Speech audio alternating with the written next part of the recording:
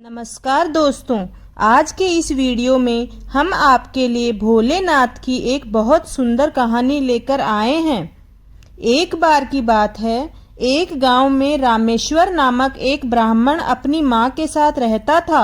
वह दिन रात भगवान शिव की भक्ति किया करता था। रामेश्वर का नियम था रोजाना सुबह जल्दी उठना, घर के सारे काम निपटाना और फिर भगवान शिव के लिए खीर का प्रसाद बनाना। रामेश्वर को विश्वास था कि भगवान शिव उसके द्वारा खिलाई गई खीर को रोजाना खाते हैं। वो दिन रात भगवान शिव की भक्ति किया करता था। शिव नाम का सदैव उसके मुख पर रटन रहता था। ओम नमः शिवाय, ओम नमः शिवाय, ओम नमः शिवाय। रामेश्वर बेटा, आज भी तूने मुझे नहीं उठाया, खुद ही उठकर घर के सारे काम कर लिए, खीर भी भोग लगा दी तूने तो। रामेश्वर बोला, मैंने सोचा फटाफट से काम करके खीर बना लेता हूँ, शिवजी भी खीर के इंतजार में बैठे होंगे। ये लो भोग की खीर खा कर बताओ माँ, कैसी बनी है।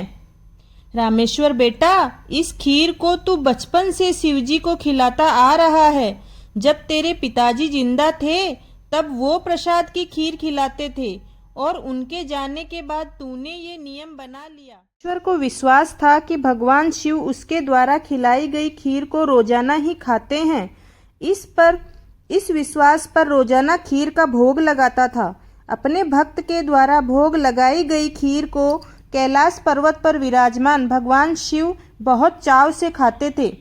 एक बार माता पार्वती ने भगवान शिव से कहा, स्वामी क्या बात है, आपको तो आनंद ही आनंद है। आपके भक्त आपको प्रेम से इतना स्वादिष्ट भोजन खिलाते हैं और आपका भक्त रामेश्वर तो नियम के अनुसार आपको खीर का भोग लगाता है।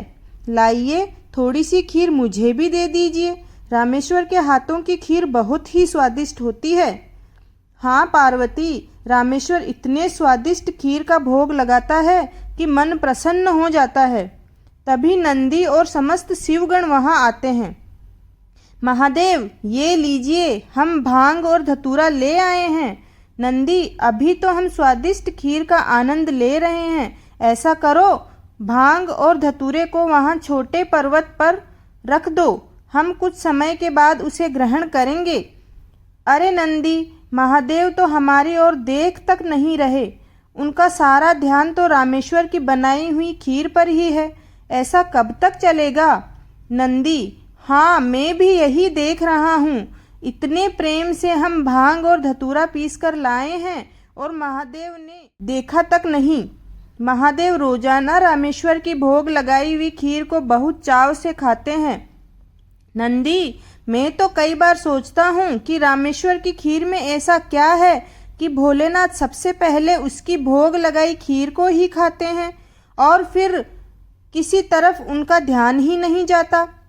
तभी तो हम भांग धतूरा लेकर आए और उन्होंने बिना देखे ही इसे रखने के लिए बोल दिया। कहे तो तुम ठीक रहे हो भैरव।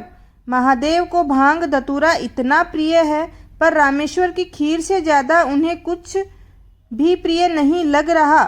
तो क्या किया जाए नंदी कि महादेव का ध्यान अपने भक्त रामेश्वर से हटकर हमारी ओर आ जाए। गणों के कान में कुछ कहा।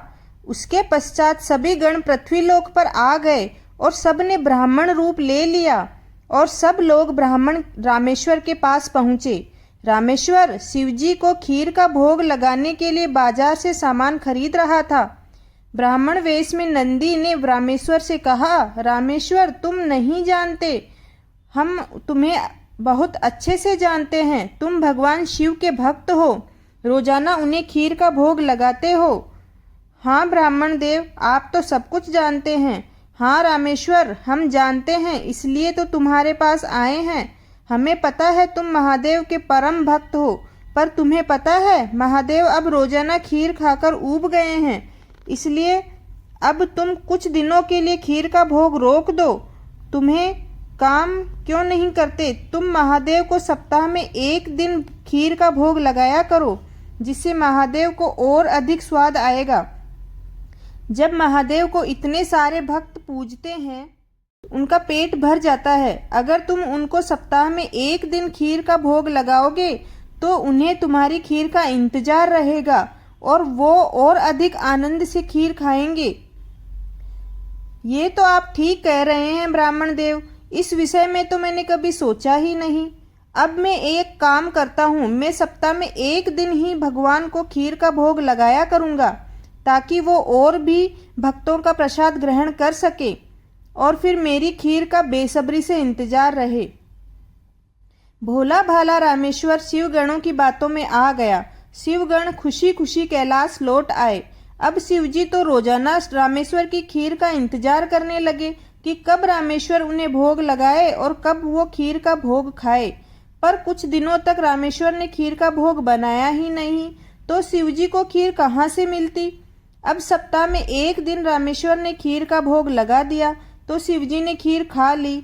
फिर उसके कुछ दिन बाद खीर नहीं मिली तो भगवान शिव सोच में पड़ गए। उन्होंने अपने नेत्र बंद किए और उन्हें सारी सच्चाई पता लग गई और भगवान शिव को गुस्सा आ गया। शिवजी को गुस्से में देख सभी गण उनके समक्ष हाथ जोड़कर खड़े हो गए। नंदी, श्रृंगी, वीरभद्र, भैरव, तुम सभी गण जानते भी हो कि तुमने क्या किया है। मेरे भक्त रामेश्वर के द्वारा भोग में अर्पित की गई खीर मुझे कितनी प्रिय है और तुमने उसी खीर का भोग लगाने से मना कर दिया। महादेव, हमें क्षमा कर दीजिए, हमसे भूल हो गई। महादेव, जब हम आपको खीर खाता देखते थे तो हम यही सोचते थे कि आपका हमारी ओर ध्यान ही नहीं है। अच्छा, तो ये कारण है। सब ये नहीं जानते कि मेरा प्रेम अपने भक्तों पर एक समान है। मैं भला तुम्हें कैसे भूल सकता हूँ। तुम तो मेरे हृदय में वास करते हो। तुम सब तो मेरी ही शक्तियों द्वारा उत्पन्न हुए हो। संसार में मेरा प्रत्येक भक्त मुझे एक समान प्रिय है और प्रत्येक भक्त के हृदय में मैं विद्यमान हूँ। इसलिए मेरा प्रेम कभी भी कम या ज़्यादा नहीं होता। माता पिता के लिए तुम सभी उनके बच्चों के समान हो। अब शिवगण समझ गए कि उन्होंने कितनी बड़ी भूल कर दी है। सचमुच महादेव का प्रेम तो अपने सभी भक्तों के लिए एक समान होता है। इसके बाद सभी शिवगण फिर से रामेश्वर के पास गए। रामेश्वर, हमें भगवान शिव का संदेश आया है। वे कह रहे थे कि तुम्हारी खीर इतनी स्वादिष्ट होती है कि वो सप्ताह भर की प्रतीक्षा नहीं कर सकते। सप्ताह में एक दिन भोग से उनका मन ही नहीं भरता। इसलिए उनकी आज्ञा है कि तुम रोजाना ही उन्हें खीर का भोग लगाया करो। आप सच कह रहे हैं ब्राह्मण देव, भगवान शंकर को मेरे हाथों की बनी खीर इतनी प्रिय है। ठीक है, मैं फिर से रोजाना उन्हें खीर का भोग लगाऊंगा। यह सुनकर रामेश्वर बहुत खुश हुआ। अब एक बार फिर रामेश्वर रोजाना खीर बनाकर भगवान शिव को भोग लगाने लगा। अब तो समस्त शिवगण भी भगवान शिव के साथ रामेश्वरम द्वारा लगाई गई खीर का आनंद लेते और खूब भरपेट खीर खाते। भगवान शिव और देवी पार्वती दोनों सभी गणों को इस तरह खीर खाता देख मंद मंद मुस्कुराने लगे। भगवान शिव ने अपने परम भक्त रामेश्वर को सभी सुख सुविधाओं से पूर्ण रखा। उसके जीवन में कभी भी कोई कठिनाई नहीं आई। रामेश्वर का विवाह एक बहुत ही सुशील कन्या के साथ हुआ। उसके घर में 2 बच्चों का जन्म हुआ। अपने